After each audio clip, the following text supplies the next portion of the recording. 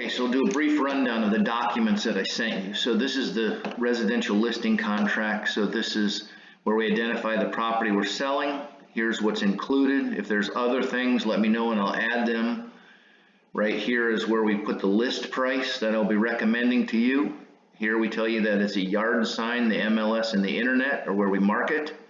It's a 6% listing, of which 3% will share with any other company that brings a buyer. So again, it's a total of 6.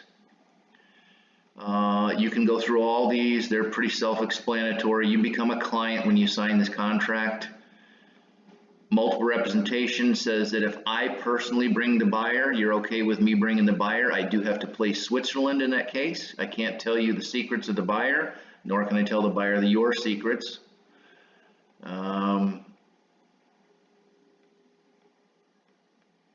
Then we get to identifying your name, an email address for you.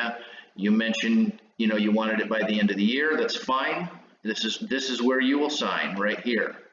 This is where I will sign right here. So that's the first document.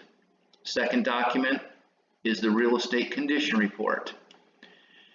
It identifies the property again. So this is a very important document because it lists what you know to be wrong with the property. So please review it very carefully.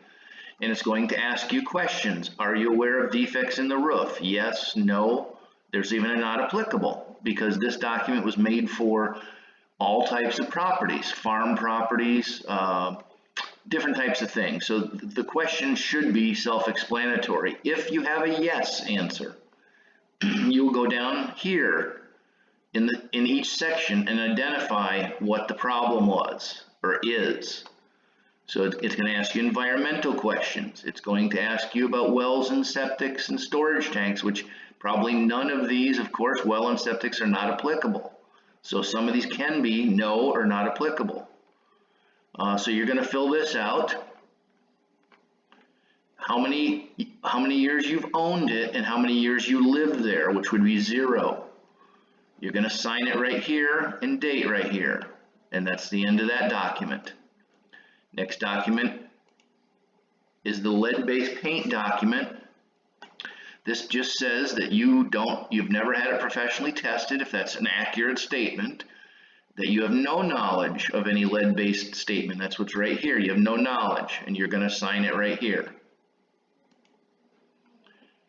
Next one is our company document. It's called a seller service pledge. I call this my Boy Scout Code of Honor. You can read through this and then just initial or sign to the right of your name. Next document is the affiliated business arrangement.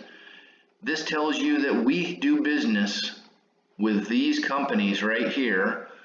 If we close at land title, we have some ownership in land title. Same thing for if we use this mortgage company or if Universal Home Protect, if the home warranty was chosen by you. You're just going to sign right here that I told you these things.